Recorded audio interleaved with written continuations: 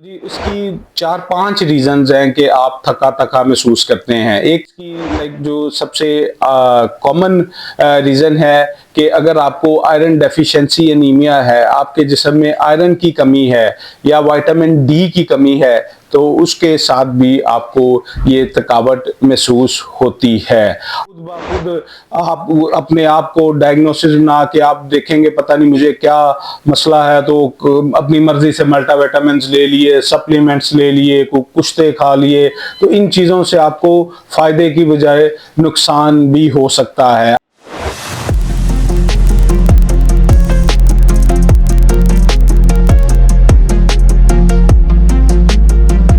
अस्सलाम वालेकुम डॉक्टर साहब। डॉक्टर साहब, आज का सवाल ये है कि ये जो लोग कहते हैं कि हम हर वक्त अपने आप को थका हुआ महसूस करते हैं, ये क्या चीज़ होती है, इसकी क्या रीज़न्स हैं और इसका क्या ट्रीटमेंट होता है? जी, वालेकुम सलाम।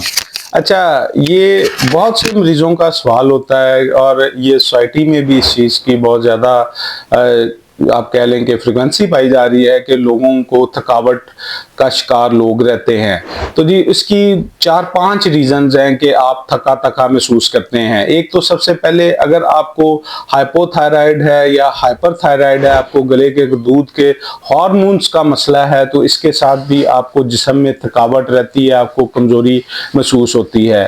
दूसरी इसमें जो सबसे कॉमन चीज़ है हमारी न्यूट्रिशनल डेफिशिएंसीज़, जब हम खाने में बैलेंस डाइट नहीं इस्तेमाल करते तो उसके साथ भी हमारा जिस्म इस तरह थका-थका रहता है। तीसरी, जब हमारी नींद पूरी नहीं होती, हमें 6 से 8 घंटे नींद ज़रूरी है जिस्म की सेहत को बरकरार रखने के लिए, तो तब भी हमारे जिस्म में इस तरह थकावट और कमज़ोरी होती है। चौथी इस चीज़ की जो सबसे कॉमन रीज़न है कि अगर आपको आयरन डेफिशिएंसी एनीमिया है, आपके जिस्म में आयरन की कमी है या विटामिन डी की कमी है, तो उसके साथ भी आपको ये थकावट महसूस होती है। और इसके अलावा जब हम बहुत ज़्यादा काम करते हैं या हमारा जिस्म भी थक जाता है, हम अपनी बॉडी को उसकी लिमिट से ज़्यादा यूज़ करते हैं, तो उसके साथ भी थकावट होती है। और आखिरी चीज़ जो सबसे कॉमन है वो है डिप्रेशन। जब आपका दिमाग थका होता है, आपके दिमाग में कोई एक मुसलसल मशीन चल रही होती है, तो उसके साथ भी आपको थकावट महसूस होती है। और जैसा कि मैं आपको अपनी वीडियोस में कहता रहता हूं कि आपको कोई भी मसला हो तो आपने पहले अपने फिजिशियन को चेक करवाना है। तो जब आपका डायग्नोसिस बन जाता है तो उसके अकॉर्डिंगली आप मेडिसिन यूज़ करें, तो आपको सेहत को बहुत जल्दी फ़र्क पड़ जाता है, आपके मर्ज़ से अफाका हासिल हो जाता है। लेकिन दूसरी तरफ अगर हम देखें तो खुद ब खुद आप अपने आप को डायग्नोसिस ना कि आप देखेंगे पता नहीं मुझे क्या मसला है, तो अपनी मर्जी से मल्टीविटामिन्स ले लिए, सप्लीमेंट्स ले लिए, कुश्ते खा लिए, तो इन चीज़ों से आपको फ़ायदे की बजाय नुकसान भी हो सकता है। आपकी बॉडी में कोई क्रोनिक इन्फेक्शन हो, अगर कोई अंदर जिस्म में सोज चल रही है, स्वेलिंग चल रही है, तो उसके साथ भी ये थकावट हो जाती है। और इन सारी जो मैंने आपको 5 से 6 रीज़न्स बताई हैं थकावट की,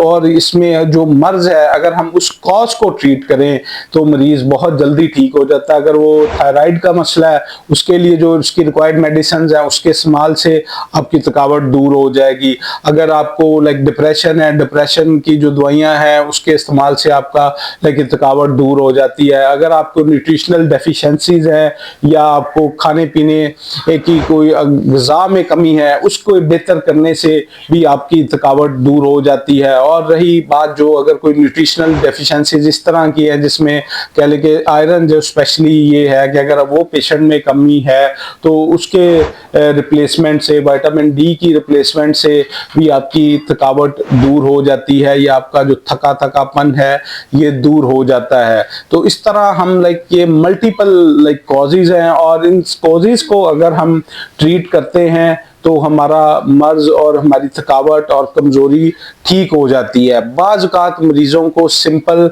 मसल्स में स्वेलिंग होती है जिन्हें हम माइल्जियास कहते हैं, उनके साथ भी ये दर्दें या कमजोरी या थकावट महसूस होती है, आपको पानी की कमी महसूस हो या पानी की कमी हो या सोडियम बाज का जिस्म में कम हो जाता है पसीना ज्यादा आने की वजह से, तो उससे भी आपको कह लें कि थकावट हो जाती है।